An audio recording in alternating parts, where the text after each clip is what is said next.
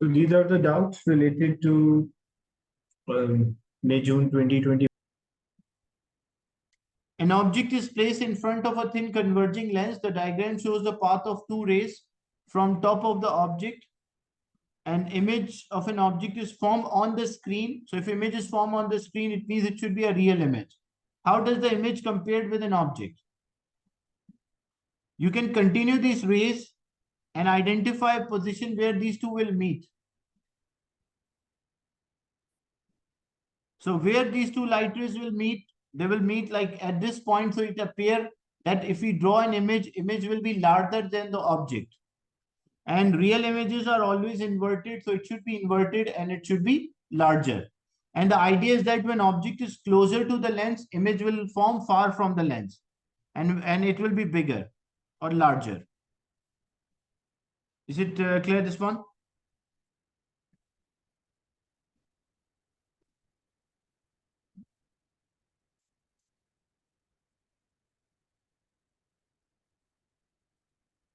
It can be same size depending on the position, but when you continue these two light rays, it can be same size when object and image. But when you continue these two light rays, you check the point where these two light rays will intersect. So the position or the point where the two light rays will intersect, that is far from the lens. And if it is far from the lens and we draw, the position of image will be like this. So it shows that the image will be larger than the object.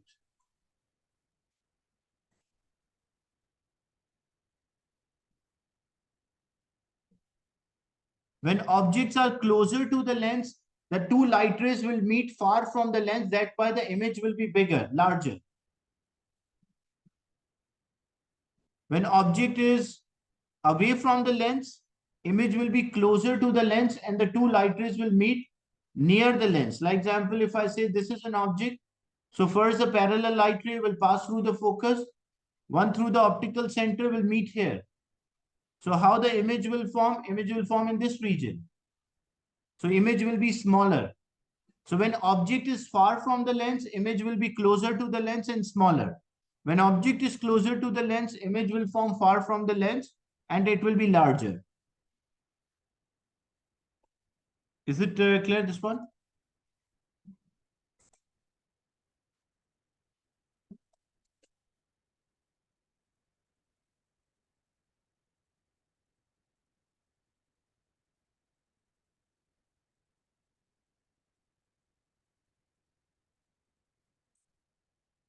Yeah, there will be third light ray passing through the focus and it will go parallel. That will be the third one. But it won't make difference to the position of image. They all will be same.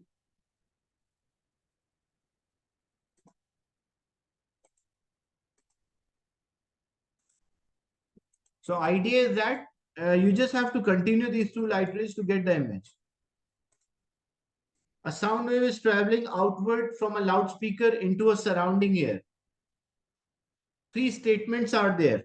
Air pressure is lower at rarefaction compared with undisturbed air. Look, if we don't disturb the air, like this is the undisturbed air. If we disturb the air, it will create two regions. One is a compression, where the particles will be closer. Another one is a rarefaction, where the particles will be away. So if this is an undisturbed air, like air which is not disturbed, so if we have a rarefaction, in a rarefaction, the particles will be away from each other and the pressure will be low. And in a compression, compared to the undisturbed air, in the compression, the particles will be closer and the pressure will be high. So the air pressure is lower at a rarefaction compared to with undisturbed air. That's true. The density of air is less in compression that compared to no, that's wrong, because density is mass over volume. In a compression, there are more particles, so more matter. That's why it will have a high density. And the distance of from a compression to a rarefaction is equals to half wavelength. That is also true. Like if we have one compression, then there will be a rarefaction, then there will be a compression. So distance between the two successive compressions, that is called wavelength. So the distance between a compression and a rarefaction will be equals to half of the wavelength. Is it clear, this one?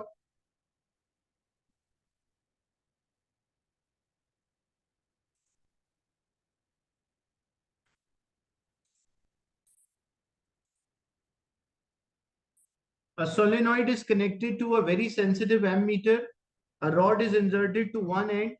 Ammeter shows there is a small electric current while the rod is moving.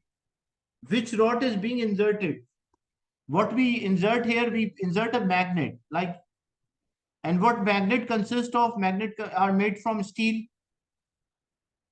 So it should be a steel rod or a magnetized steel rod. What is the meaning of magnetized steel rod? Magnetized steel rod means magnet. Because when magnet is there and we are moving a magnet, there's a change in magnetic field of a conductor, and change in magnetic field will induce EMF. Is it clear, this one?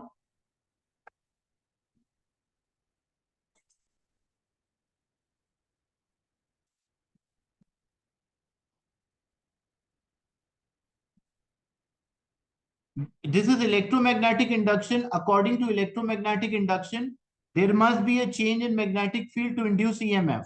And how a magnetic field can be changed? By using a permanent magnet. So by moving a permanent magnet in and out, there will be a change in magnetic field which produce EMF. So this must be a magnetic material, a hard magnetic material. That's why B is the right answer.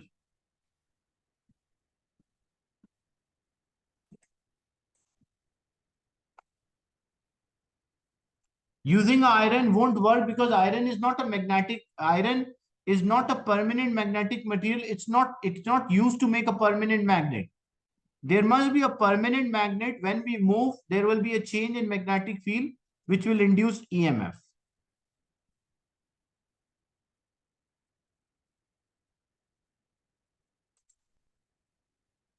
No, copper is not at all a temporary magnet. Copper is even not a magnetic material. When we pass the current through a copper, there will be a magnetic field due to a current, but not copper will not be magnetized. Copper cannot be magnetized or demagnetized. It's a non-magnetic material. Aluminium is a non-magnetic material. For permanent magnet, we use steel.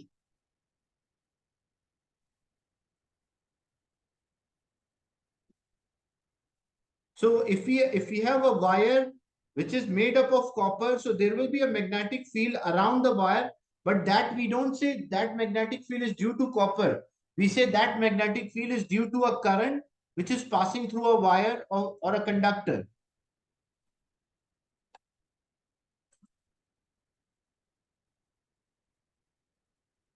So fission means fission and fusion both release energy, both are exothermic, both release energy.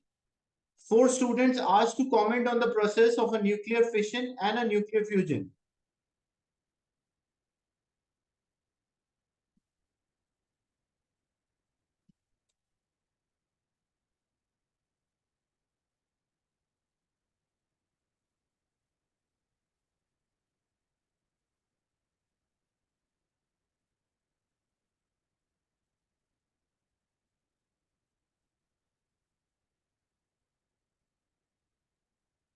In the last question, look, I will repeat if it is a confusion. In the last question, this is electromagnetic induction.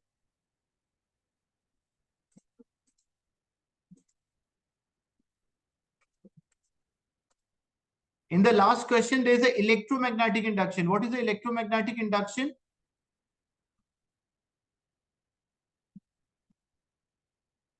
Copper is not at all a magnetic material. Look, one thing is there. You may have a confusion about the magnetic material or a non-magnetic material. Copper is not at all a magnetic material. So this should be a magnet.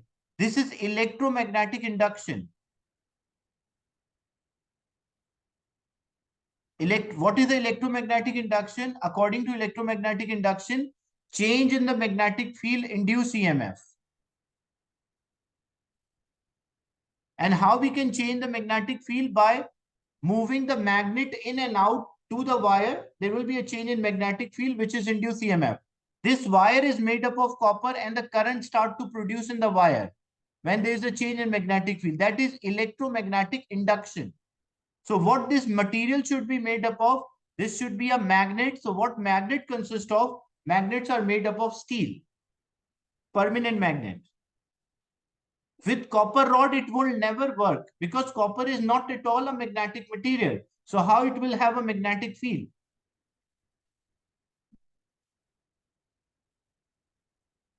Is it clear?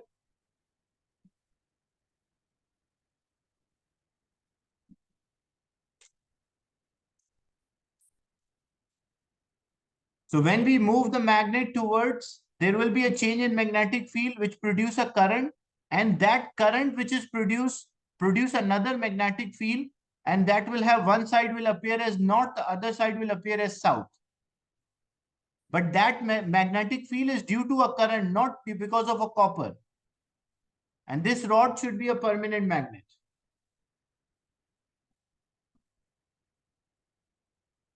In a nuclear fission, a heavy breakdown into a larger, and in a fusion, lighter join to form a heavy, both of them release energy. Energy is absorbed, that is wrong. A large unstable nucleus split, that is not fusion, that is fission. A large unstable nucleus split, that is true. Energy is absorbed, no. Both of them, fission and fusion, both release energy. Lighter nuclei join, no, that is not fission, that is fusion.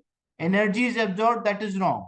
Energy is released, correct. And lighter nuclei join to form heavy, that is also correct. So D is the right answer in both fission.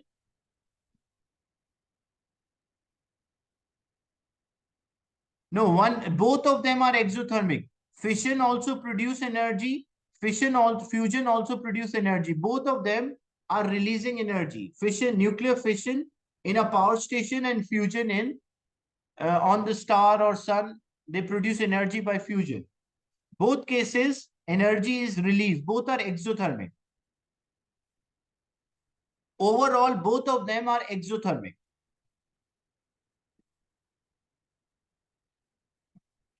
We talk about the overall energy is always, like energy release is always greater than energy absorbed.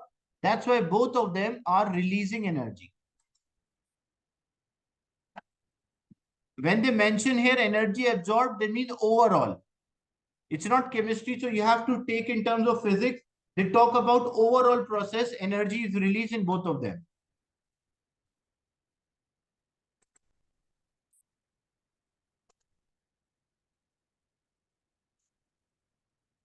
Sun is producing energy by a nuclear fusion reaction.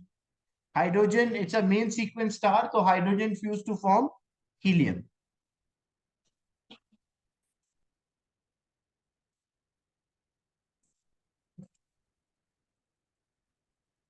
A circuit diagram shows a light-dependent resistor in a potential divider.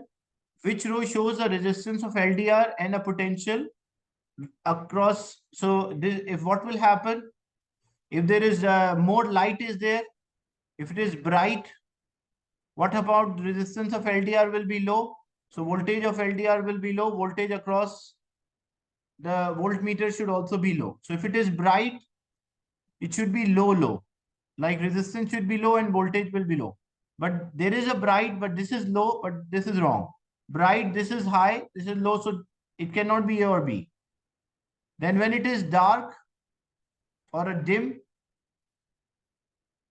resistance will be high. If resistance is high, more voltage across LDR or more voltage will be there. So when it is dim, it will be high and high. That's why C is the right answer. Is it clear, this one?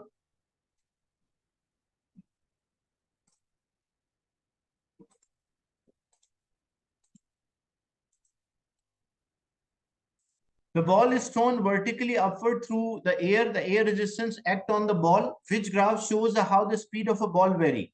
Look, if there was no air resistance, when it will go up, it will decelerate. It will have a constant deceleration. We'll take as 10 here. 10 meter per second square will be the deceleration. When it is coming down, it will have an acceleration of 10.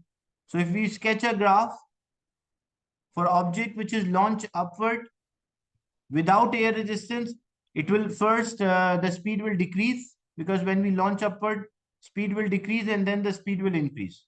So without air,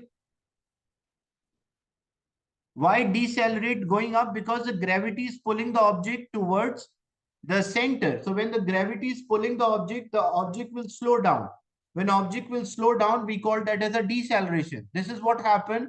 If you throw an object upward, the object, a ball you throw upward, it will slow down because of the gravity. So when objects are moving opposite to the gravity, they always slow down or decelerate. But this is without air resistance. If there is no air resistance, in that case, A should be the answer. But in the question, they mention there is a air resistance. If there is a air resistance, then there will be a deceleration, but not a constant deceleration.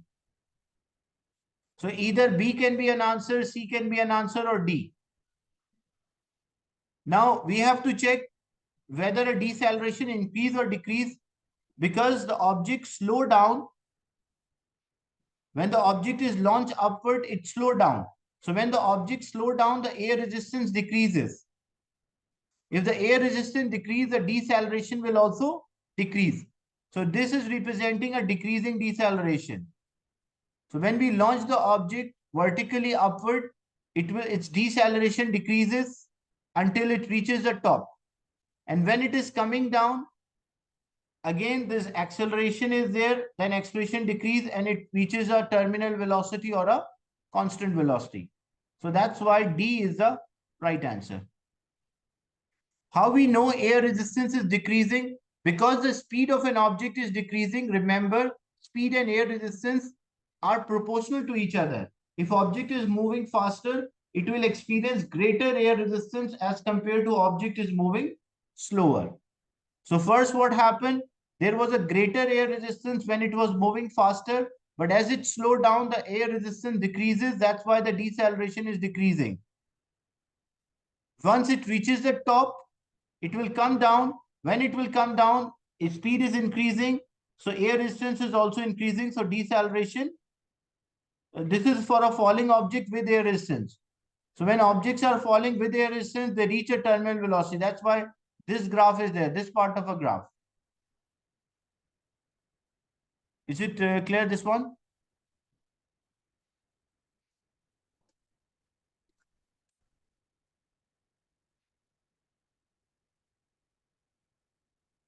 C is showing that the object acceleration is increasing. But falling objects, when objects are coming towards the earth, their acceleration does not increase, their acceleration decrease. With air resistance, the acceleration always decreases. But C is showing that the acceleration is increasing. So if the same question was there and they say there is no air resistance, then what should be the graph? A should be the graph. But with air resistance, D is the graph.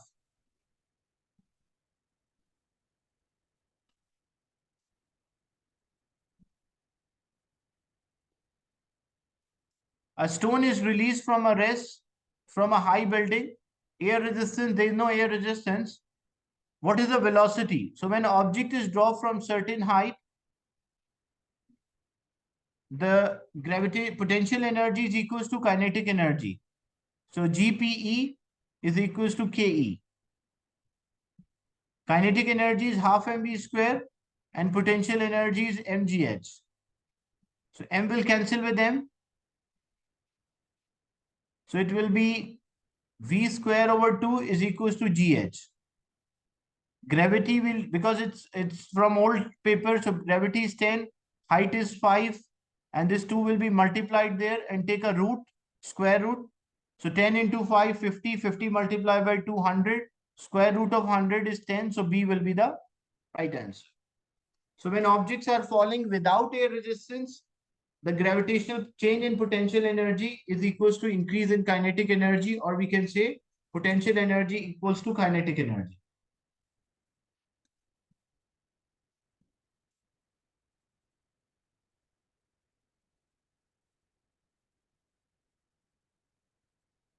If with air resistance is there, so we'll say if it is falling object, potential energy is equals to kinetic energy plus work done or energy loss against the friction. If there was a air resistance, then this should be the formula. Without air resistance, the potential energy is equals to kinetic.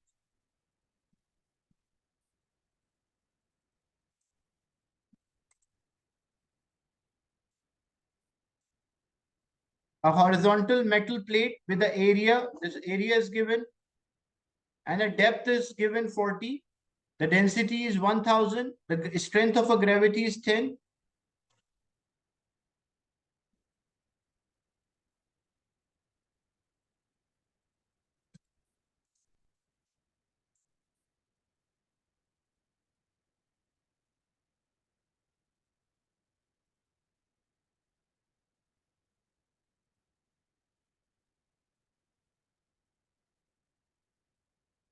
So we will use a formula, pressure is equals to density, gravity, and depth. So we have, first we'll find the pressure. We have the depth, we have gravity, we have density. We multiply them all, we get the pressure. And after getting a pressure, pressure is force divided by area. So force will be pressure multiplied by area. Is it clear, this one?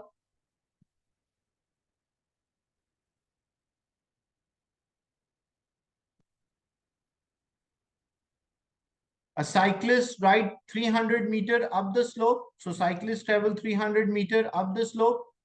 Then he ride 300 meter down the slope. Then coming back 300 meter. What is the average speed? Average speed is the total distance divided by total time. So what is the total distance covered by the cyclist going up 300 meter, coming back 300 meter? That is 600 meter. And what is the total time when it was going up 50 seconds, coming down 25 seconds? So the total time will be 75 seconds. So it will be 600 divided by 75, which is equals to 8 meter per second is the average speed for the whole journey. Is it clear, this one?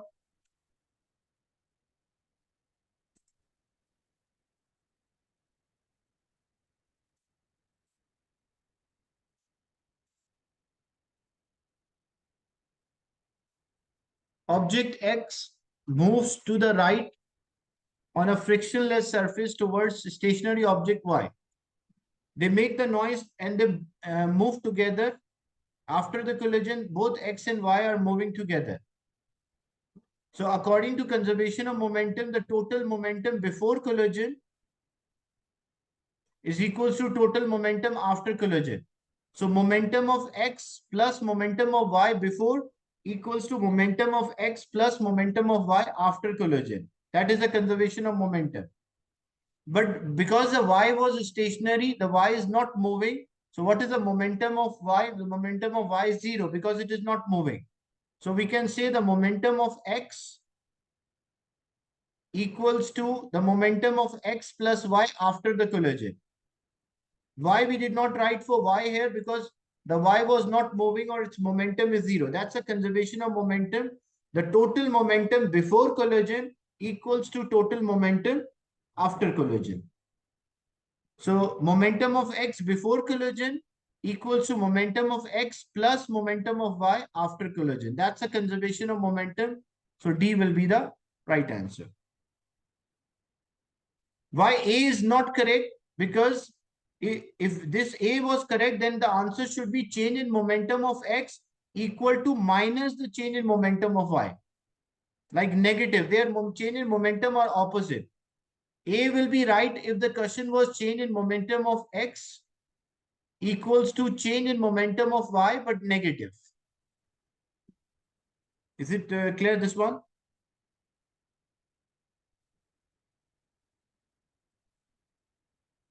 Why negative? Because when two objects collide, their change in momentum or their impulse are always opposite, the change in momentum. If one is having an impulse of 1500, the other one will be minus 1500. Their impulse is always in opposite direction.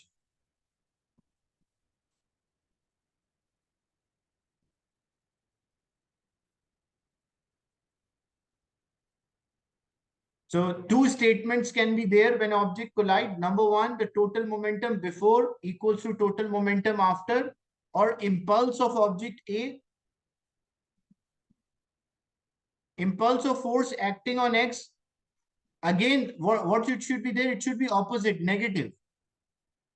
Impulse should be, like as I mentioned, change in momentum of X should be equal to minus change in momentum of Y, or impulse of X should be negative impulse of Y.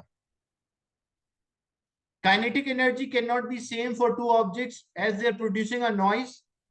That is not the kinetic energy cannot be same. It is the momentum that should be same, not about the kinetic energy.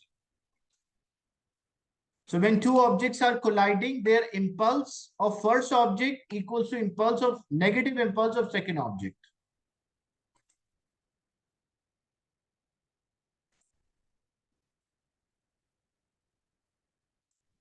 An isolated metal sphere is positively charged, is brought near to an object. What happened to a charge on a neutral sphere as a positive charge are brought? So in a neutral, because in a metal, positive ions can never move. Remember one thing. So as a result, what will happen? The negative charges experience attraction, so they will move towards one side. Because in a metal, the structure of a metal, the positive ions can never move because there's a lattice of a positive ion and the delocalized electrons. Electrons are free to move within the structure. So when we bring a positive charge rod, only electrons experience attraction, like, and positive experience repulsion, but they cannot move. So most of the electrons on the left hand side and most of the positive charges will be there on the right hand side. So positive charge does not move, but the negative charges or electron will move towards the left hand side. Is it clear, this one?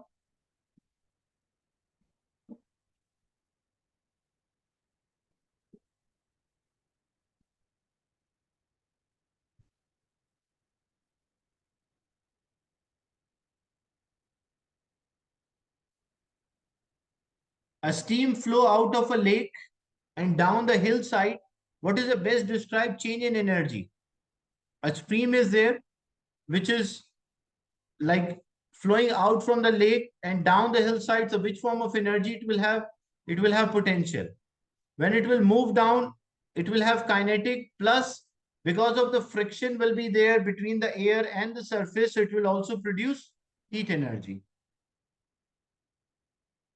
Internal energy or a heat energy is there due to a friction. So like if the gravitational potential energy is 100 joule, the kinetic energy will be 80, so internal energy will be 20. Some of the energy will be lost because of the friction.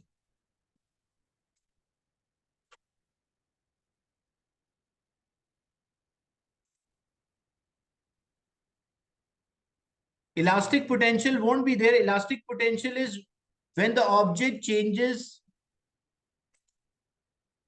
Internal energy is heat energy. Elastic potential means like when object change its shape, size, length, that is called elastic potential energy. The diagram shows a ray of a light. So first we find a refractive index by using a formula sine I over sine R. So it will be sine 55 divided by sine 33. This will give us the refractive index. After getting a refractive index, we'll use a formula that refractive index is speed of light in air divided by speed of a light in a medium. So when you divide, like example, you are getting 1.504.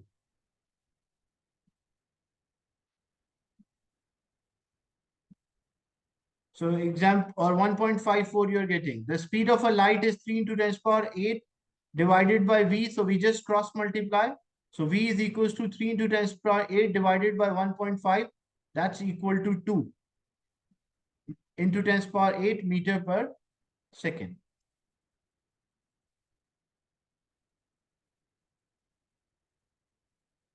If you got 1.9 times exponent 8, so which is approximately equal to 2, the nearest, like there will be another number. So we take a nearest 1 point, it will be 2 according to that.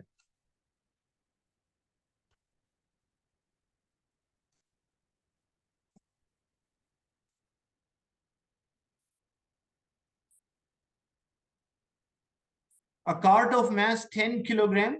So there's a cart which is having a mass of 10 kg. A boy pushed with a force of 50. So there's a 50 Newton force is there. And the acceleration is 0.5. And the friction is the force which opposes the motion. What is the frictional force acting? So first we'll find the resultant force.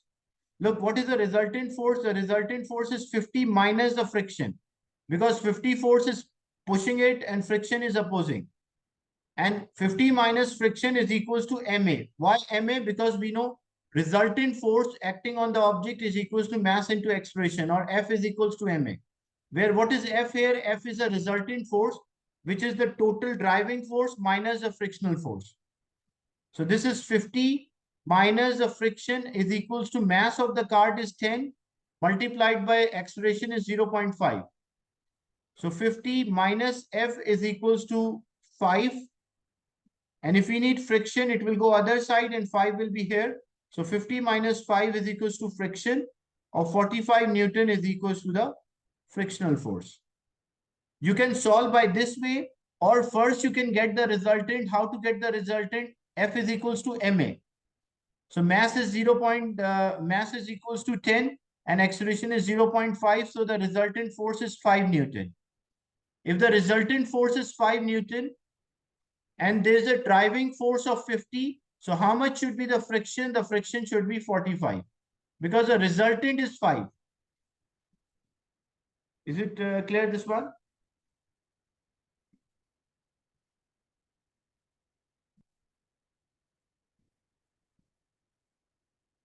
And the previous question about the impulse, look, I will tell you one thing, that when objects are colliding, what are the statements should be correct?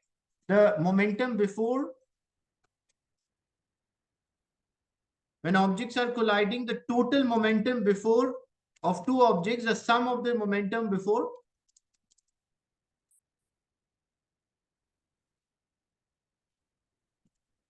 is equals to sum of the momentum after. This is one statement that should be there. What is the second statement? The impulse of first object is equals to negative impulse of the second. That is the second statement when objects are colliding. Their impulse will be same, the magnitude, but in opposite